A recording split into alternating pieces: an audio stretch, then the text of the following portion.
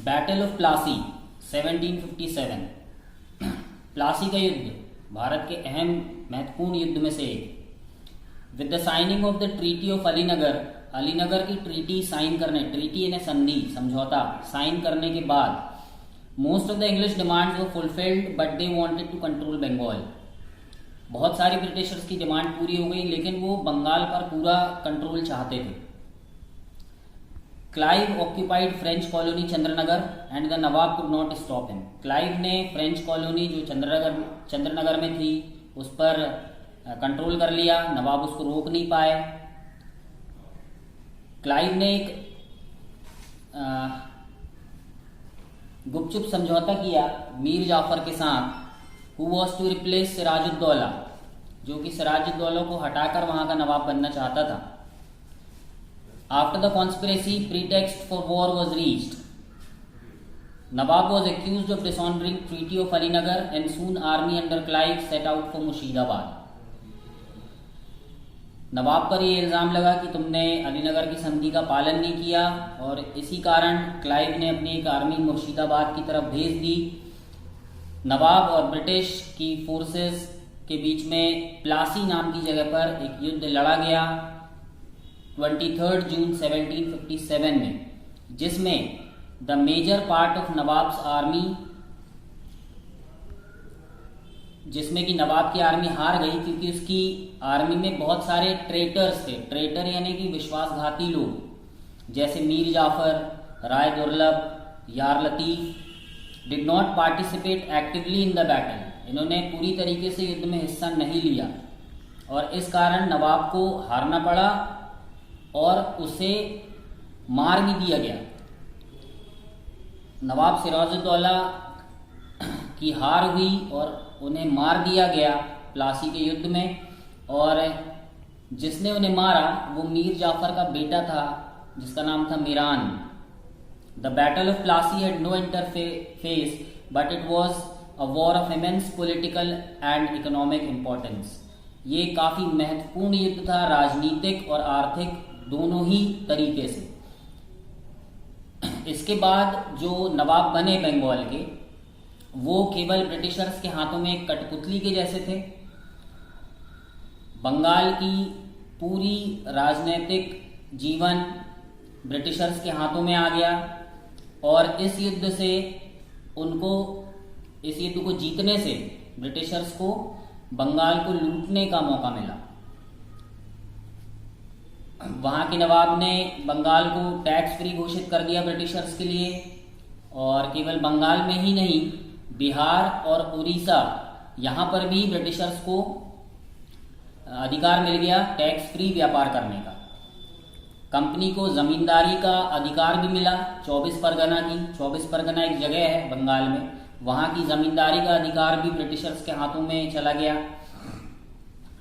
Company को ये अधिकार भी मिला कि आप कैलकाटा में भी कॉइन्स मिंट कर सकते हैं। मिंट करना यानी सिक्के बनाना, तो वो कैलकाटा में भी कॉइन्स यानी सिक्के बनाने लगे।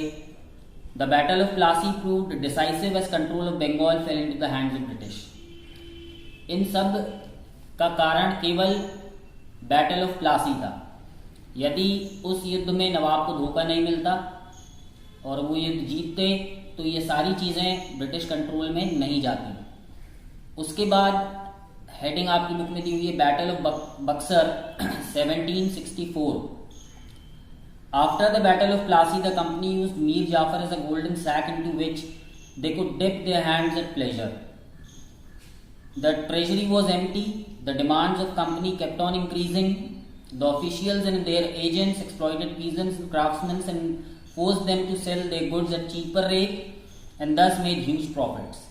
प्लासी के युद्ध के बाद मीर जाफर को ब्रिटिश ईस्ट इंडिया कंपनी ने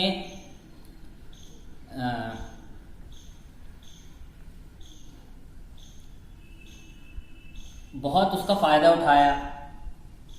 बंगाल का खजाना खाली हो चुका था और कंपनी की डिमांड बढ़ती जा रही थी, तो कंपनी के ऑफिशियल यानी अधिकारी और जो एजेंट थे उन्होंने किसानों और जो छोटे छोटे काम करने वाले लोग थे उनको परेशान करना शुरू किया और उन पर दबाव बनाया कि जो सामान वो बनाते हैं या जो अनाज वो पैदा करते हैं उसको बहुत कम कीमत पर बेचे। The nawab Mir Jafar did not get an opportunity to take decision in favour of his estate's interest. Mir Jafar जो ब्रिटिशर्स की सहायता लेकर ही नवाब बना था, वो केवल एक कठपुतली के जैसा था ब्रिटिशर्स के हाथ में, कोई फैसले नहीं ले पाता था, बंगाल पर उसका कोई अधिकार नहीं था। और उसको ये मौका भी नहीं दिया ब्रिटिशर्स ने कि वो कुछ कर सके बंगाल के लिए, क्योंकि बाद में उन्होंने उसको हटा के उसके son in law Mir Kasim को बंगाल का नवाब बना दिया।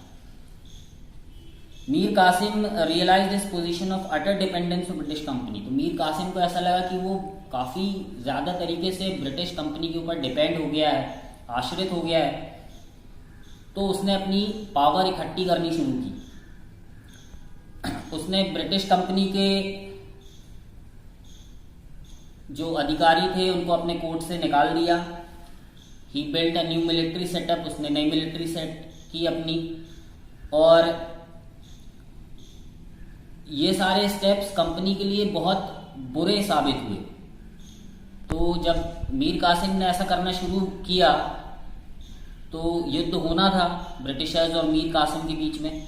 1763 में ये युद्ध हुआ जिसे हम बैटल ऑफ बक्सर की लड़ाई के नाम से जानते हैं, जिसमें मीर कासिम हार गया और वो भागकर अवध चला गया। उस समय अवध के नवाब थे शुजाउद्दौला, वो भी ब्रिटिशर्स के खिलाफ थे। और उस समय वहां पर एक मुगल एम्परर भी पनाह ले रहा था जिसका नाम शाह आलम था। तो ये तीन लोग बक्सर के युद्ध के बाद बक्सर के युद्ध के पहले ये तीन लोग मिले, मीर कासिम, अवध के नवाब शुजाउद्दौला और मुगल एम्परर शाह आलम, ये तीनों ने मिलकर बक्सर में 23 अक्टूबर 1764 को एक लड़ाई लड़ी, लेकिन वो तीनों मिलकर भी ब्रिटिश आर्मी को नहीं हरा पाए। और जिसके कारण शुजाउद्दौला और शाह आलम ने रॉबर्ट क्लाइव के साथ संधि की 1765 में बक्सर का युद्ध हारने के बाद।